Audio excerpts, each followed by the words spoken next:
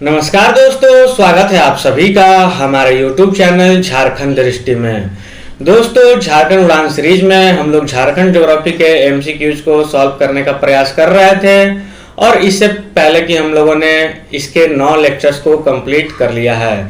आज की है हमारी लेक्चर नंबर 10। इससे पहले की 9 लेक्चर्स को अगर आप लोगों में से किन्हीं ने भी नहीं देखी है तो आप प्लेलिस्ट में जाकर उन सभी 9 लेक्चर्स को अटेंड कर सकते हैं।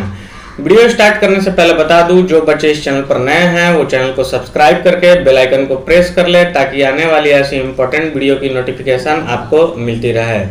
साथ में इस वीडियो को देखने के बाद आप खुद से MCQs को ऑफलाइन सॉल्व करने का प्रयास करेंगे जिससे आपकी सफलता निश्चित हो सके। ये वीडियो आपके सभी एग्जाम जैसे Jharkhand SSC CGL, JPSC, Jharkhand police, Jharkhand दरोगा जैसे विभिन्न एग्जाम जिसमें झारखंड से संबंधित प्रश्न पूछे जाते हैं उनके लिए अत्यंत उपयोगी साबित होगी। आज की इस वीडियो में हम बहुउद्देशीय नदी घाटी परियोजना के संबंधित प्रश्नों को सॉल्व करने का प्रयास करेंगे जिसमें कुल 64 प्रश्न दिए गए हैं। इस चैप्टर को सॉल्व करने के बाद इससे 1 से 2 क्वेश्चन आपके एग्जाम में देखने को मिल सकते हैं जो आप इजीली सॉल्व कर पाएंगे। तो चलिए वीडियो को स्टार्ट करते हैं। पहले प्रश्न में लिखा गया है कि इनमें से कौन सी परियोजना भारत की पहली बहुउद्देशीय नदी घाटी परियोजना है। इनमें से कौन सी परियोजना भारत की पहली बहुउद्देशीय नदी घाटी परियोजना है। ऑप्शन में दिया गया है स्वर्णरेखा नदी परियोजना, दामोदर नदी घाटी परियोजना, उत्तरी कोयल नदी घाटी परियोजना। तो आपको बताना है, तो इसका सही उत्तर हो जाएगा दामोदर नदी घाटी परियोजना, जो भारत की पहली बहुउद्देशीय नदी घाटी परियोजना है। आपको कमेंट करके बताना है कि यह परियोजना किस पंचवर्षीय योजना की शुरुआत है। बढ़ते हैं प्रश्न संख्या 2 की ओर। इसमें बोला गया है कि दामोदर नदी घाटी परियोजना का प्रारंभ कब किया गया। तो दामोदर नदी घाटी परियोजना का प्रारंभ 1948 में किया गया। इससे आपको आंसर पता चल गया होगा कि किस पंचवर्षीय योजना में यह शुरू की गई थी। बढ़ते हैं प्रश्न संख्या 3 की ओर। दामोदर घाटी परियोजना का संबंध निम्न में से किन राज्यों से है। दामोदर नदी घाटी परियोजना का संबंध किन राज्यों से है। तो दामोदर नदी झारखंड से निकल के हुगली नदी में मिल जाती है, तो झारखंड एवं पश्चिम बंगाल इसका सही उत्तर हो जाएगा। बढ़ते हैं प्रश्न संख्या 4 की ओर कि झारखंड की दामोदर नदी घाटी परियोजना किस देश की एक नदी घाटी परियोजना से प्रभावित है। दामोदर नदी घाटी परियोजना किस देश की एक नदी घाटी परियोजना से प्रभावित है। तो ये अमेरिका की एक नदी घाटी योजना से प्रभावित है। ठीक है, दामोदर नदी घाटी परियोजना अमेरिका की किस नदी घाटी परियोजना से प्रेरित है। तो ये है टेनेसी नदी घाटी परियोजना, इसी से प्रेरित है दामोदर नदी घाटी परियोजना। बढ़ते हैं प्रश्न संख्या 6 की ओर। इसमें बोला गया है कि दामोदर नदी घाटी निगम की स्थापना किस वर्ष की गई थी। दामोदर घाटी निगम की स्थापना किस वर्ष की गई थी। तो ये 1948 में की गई थी दामोदर घाटी निगम की स्थापना। बढ़ते हैं प्रश्न संख्या 7 की ओर। दामोदर घाटी निगम की स्थापना किस तिथि को की गई थी। ठीक है, यहाँ तिथि पूछ दी गई है आपसे, तो ये 7 जुलाई 1948 को दामोदर घाटी निगम की स्थापना की गई थी। 7 जुलाई 1948। बढ़ते हैं प्रश्न संख्या 8 की ओर। दामोदर नदी घाटी निगम का मुख्यालय कहाँ है। दामोदर घाटी निगम का मुख्यालय कहाँ है। तो इसका हो जाएगा उत्तर कोलकाता। दामोदर घाटी निगम का मुख्यालय कोलकाता है, आप लोग ध्यान में रखिएगा। बढ़ते हैं प्रश्न संख्या 9 की ओर। दामोदर घाटी परियोजना पर कितने बड़े बांध का निर्माण किया गया है। ठीक है, दामोदर घाटी परियोजना पर कितने बड़े बांध का निर्माण किया गया है। तो 8 बड़े बांध का निर्माण किया गया है दामोदर घाटी परियोजना पर। बढ़ते हैं प्रश्न संख्या 10 की ओर। दामोदर घाटी परियोजना पर कितने तापीय विद्युत गृह का निर्माण किया गया है। दामोदर घाटी परियोजना पर कितने तापीय विद्युत गृह का निर्माण किया गया है। तो 3 तापीय विद्युत गृह का निर्माण किया गया है दामोदर घाटी परियोजना पर। बढ़ते हैं प्रश्न संख्या 11 की ओर। निम्न में से किस तापीय विद्युत गृह का संबंध दामोदर घाटी परियोजना से है? ठीक है, निम्नलिखित में से किस तापीय विद्युत गृह का संबंध दामोदर घाटी परियोजना से है? तो बोकारो ताप विद्युत गृह, चंद्रपुरा ताप विद्युत गृह और दुर्गापुर ताप विद्युत गृह का संबंध, इन तीनों तापीय विद्युत गृह का संबंध दामोदर नदी घाटी परियोजना से है। इस हिसाब से उपयुक्त सभी आपका सही उत्तर हो जाएगा। बोकारो, उसी के बगल में चंद्रपुरा और ये दुर्गापुर ताप विद्युत गृह। ठीक है, बढ़ते हैं प्रश्न संख्या 12 की ओर। निम्न में से कौन सा बांध दामोदर की सहायक बराकर नदी पर स्थित है? ठीक है, निम्न में से कौन सा बांध दामोदर की सहायक बराकर नदी पर स्थित है? तो तिलैया बांध, मैथन बांध और बाल पहाड़ी बांध, ये तीनों बांध दामोदर की सहायक बराकर नदी पर अवस्थित है। इस हिसाब से उपयुक्त सभी आपका सही उत्तर हो जाएगा। बढ़ते हैं प्रश्न संख्या 12 की ओर। इसमें पूछा गया है कि निम्न में से कौन सा बांध दामोदर की सहायक बराकर नदी पर अवस्थित है? ठीक है, कौन सा बांध दामोदर की सहायक बराकर नदी पर अवस्थित है? तो ये तो रिपीटेड क्वेश्चन हो गई। तिलैया बांध, मैथन बांध, बाल पहाड़ी बांध। ठीक है, बढ़ते हैं प्रश्न संख्या 13 की ओर। निम्न में से कौन सा बांध दामोदर नदी पर अवस्थित है? निम्न में से कौन सा बांध दामोदर नदी पर अवस्थित है? तो पंचेत बांध, अय्यर बांध और बेरमो बांध, ये तीनों बांध जो है वो दामोदर नदी पर अवस्थित हैं। पंचेत बांध, अय्यर बांध और बेरमो बांध, उपयुक्त सभी इसका सही उत्तर हो जाएगा। बढ़ते हैं प्रश्न संख्या 14 की ओर। इसमें बोला गया है कि निम्न में से कौन सा बांध दामोदर की सहायक बोकारो नदी पर अवस्थित है? कौन सा बांध दामोदर की सहायक बोकारो नदी पर अवस्थित है? तो बोकारो बांध ही इसका सही उत्तर हो जाएगा, जो बोकारो नदी पर अवस्थित है।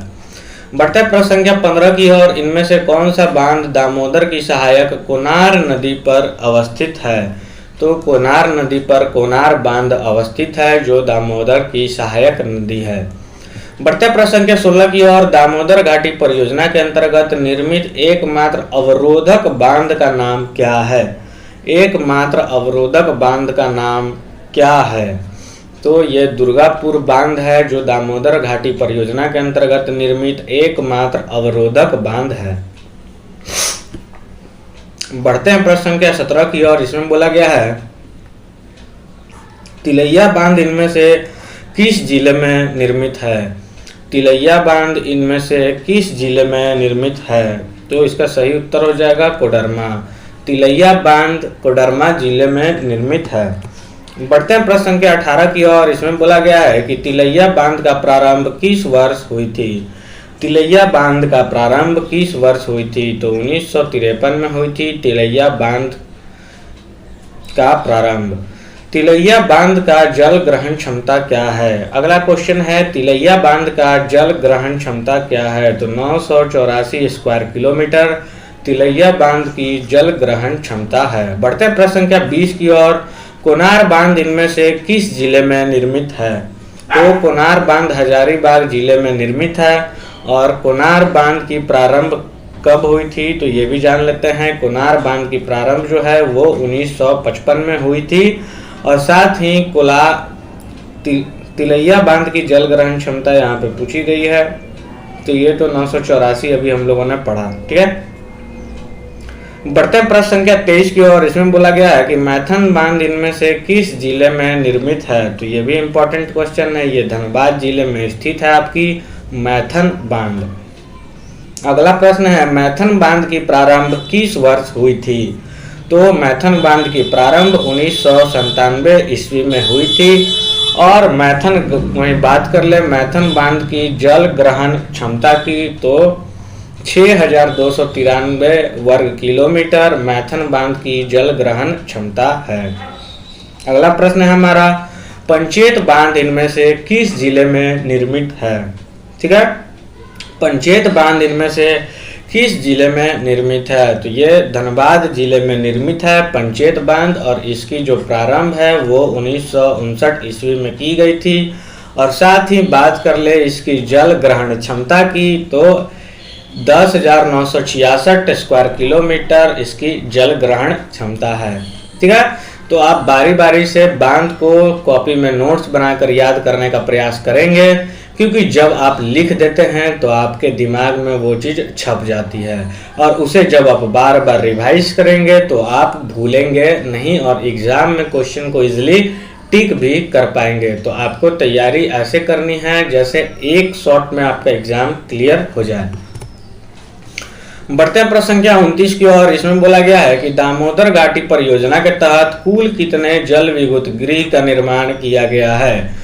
दामोदर घाटी परियोजना के तहत कुल कितने जल विद्युत गृह का निर्माण किया गया है, तो इसका सही उत्तर हो जाएगा 6। ठीक है, कुल 6 जल विद्युत गृह का निर्माण किया गया है दामोदर घाटी परियोजना के तहत।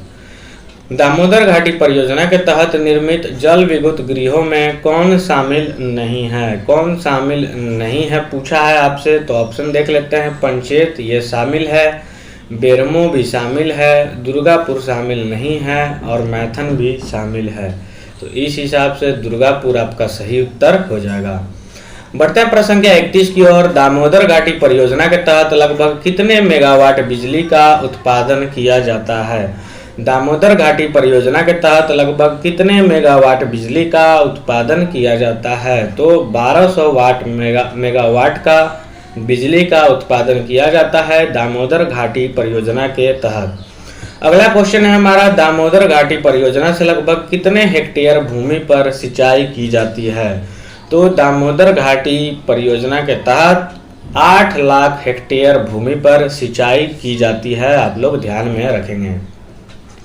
बढ़ते प्रश्न संख्या 33 की ओर। झारखंड राज्य में कौन सी परियोजना विश्व बैंक के सहयोग से संचालित की जा रही है।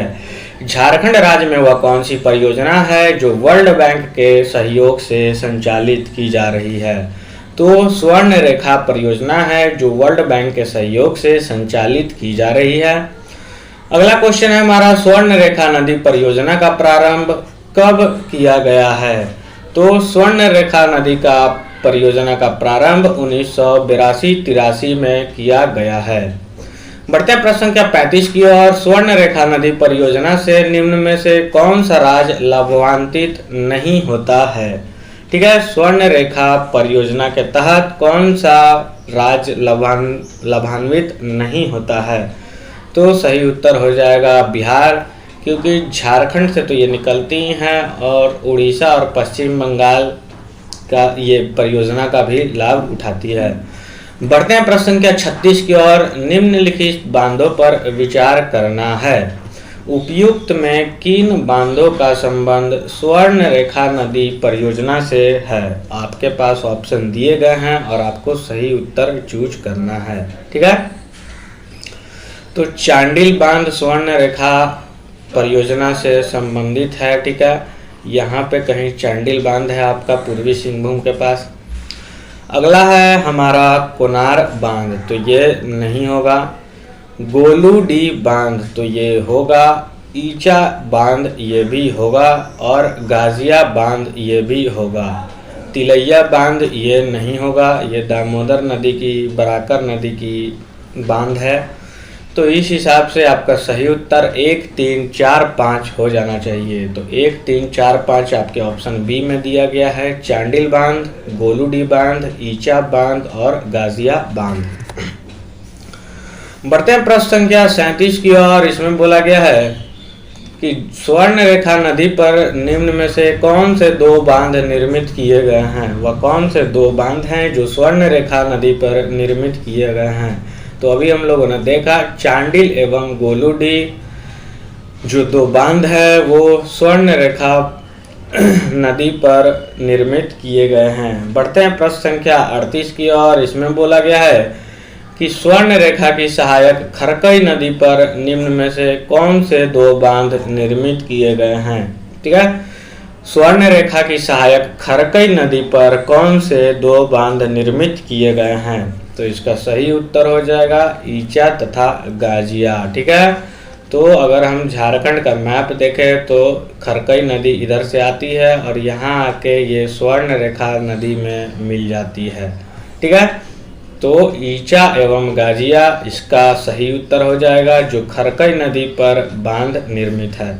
बढ़ते हैं प्रश्न संख्या 39 की ओर। स्वर्ण रेखा नदी घाटी परियोजना के तहत खरकई नदी पर इनमें से किस बांध का निर्माण किया जा रहा है? स्वर्ण रेखा नदी परियोजना के तहत खरकई नदी पर इनमें से किस बांध का निर्माण किया जा रहा है? तो इसका सही उत्तर हो जाएगा पालना बांध। बढ़ते प्रश्न संख्या 40 की ओर। स्वर्ण रेखा नदी पर निर्मित चांडिल बांध का निर्माण किया गया है।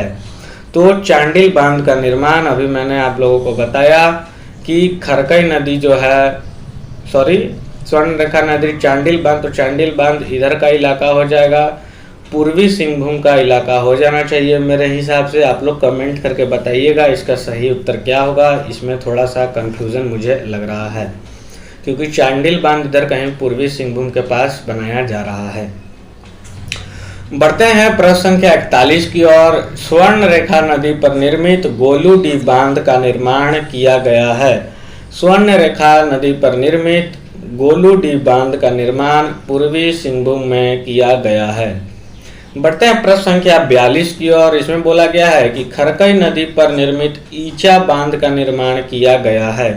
खरकई नदी पर निर्मित ईचा बांध का निर्माण पश्चिमी सिंहभूम में किया गया है। ये है आपका पश्चिमी सिंहभूम का इलाका। बढ़ते हैं प्रश्न संख्या 43 की ओर। इसमें बोला गया है कि खरकई नदी पर निर्मित गाजिया बांध का निर्माण किया गया है। खरकई नदी पर निर्मित गाजिया बांध का निर्माण पूर्वी सिंहभूम में किया गया है। बढ़ते हैं प्रश्न संख्या 44 की ओर। इसमें बोला गया है कि खरकई नदी पर पालना बांध का निर्माण किया जा रहा है। ये कहाँ है? खरकई नदी पर पालना बांध का निर्माण किया जा रहा है। ये सरायकेला खरसावा में है, खरकई नदी पर पालना बांध। बढ़ते हैं प्रश्न संख्या 45 की ओर। इसमें बोला गया है कि स्वर्ण रेखा नदी परियोजना के तहत निम्न में से किस जलप्रपात से विद्युत उत्पादन किया जाता है? स्वर्ण रेखा नदी परियोजना के तहत निम्न में से किस जलप्रपात से विद्युत उत्पादन किया जाता है? ठीक है, तो इसका सही उत्तर हो जाएगा हुंडरू जलप्रपात। ठीक है, हुंडरू जलप्रपात स्वर्ण रेखा नदी परियोजना के तहत ऐसी जलप्रपात है जिससे विद्युत उत्पादन किया जाता है। बढ़ते हैं प्रश्न संख्या 46 की ओर। स्वर्ण रेखा नदी घाटी परियोजना के तहत लगभग कितने मेगावाट विद्युत का उत्पादन किया जा रहा है? स्वर्ण रेखा नदी घाटी परियोजना के तहत लगभग कितने मेगावाट विद्युत का उत्पादन किया जा रहा है? तो 200 मेगावाट इसका सही उत्तर हो जाएगा। बढ़ते हैं प्रश्न संख्या 47 की ओर। मयूराक्षी परियोजना झारखंड के साथ किस राज्य की संयुक्त परियोजना है? तो पश्चिम बंगाल इसका सही उत्तर हो जाएगा। मयूराक्षी परियोजना झारखंड और पश्चिम बंगाल की संयुक्त परियोजना है। ठीक है, बढ़ते हैं प्रश्न संख्या 48 की ओर। इसमें बोला गया है कि मयूराक्षी परियोजना पर निर्मित कौन सा बांध निर्मित है? मयूराक्षी परियोजना पर कौन सा बांध निर्मित है? तो ये मसानजोर बांध है जो दुमका जिले में स्थित है, और ये मयूराक्षी परियोजना के तहत बनाई गई निर्मित बांध है। बढ़ते हैं प्रश्न संख्या 49 की ओर। मयूराक्षी परियोजना के तहत निर्मित मसानजोर बांध को किस अन्य नाम से भी जाना जाता है? तो कनाडा बांध हो जाएगा, क्योंकि कनाडा के सहयोग से बांध बनी है और ये मयूराक्षी परियोजना के तहत निर्मित बांध है जिसका नाम है मसानजोर बांध। अगला प्रश्न है हमारा, मयूराक्षी परियोजना के तहत मसानजोर बांध का निर्माण किस जिला में किया गया है? तो इसका सही उत्तर दुमका हो जाएगा। दुमके जिले में मसानजोर बांध का निर्माण किया गया है जो मयूराक्षी परियोजना के तहत किया गया है। अगला प्रश्न है हमारा कि मयूराक्षी परियोजना का निर्माण निम्न में से किस देश के सहयोग से किया गया है? मयूराक्षी परियोजना का निर्माण निम्न में से किस देश के सहयोग से किया गया है? तो इसका सही उत्तर हो जाएगा कनाडा। बढ़ते प्रश्न संख्या 52 की ओर। इसमें बोला गया है कि उत्तरी कोयल परियोजना से झारखंड के निम्न में से कौन से जिले लाभान्वित होंगे?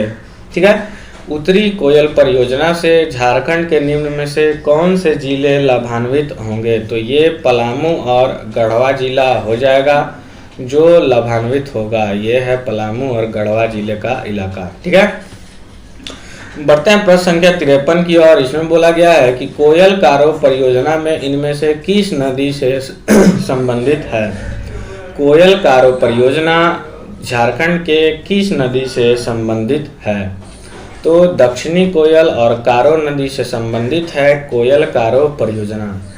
अगला प्रश्न है हमारा, कोयल कारो परियोजना को किस वर्ष शुरू किया गया था।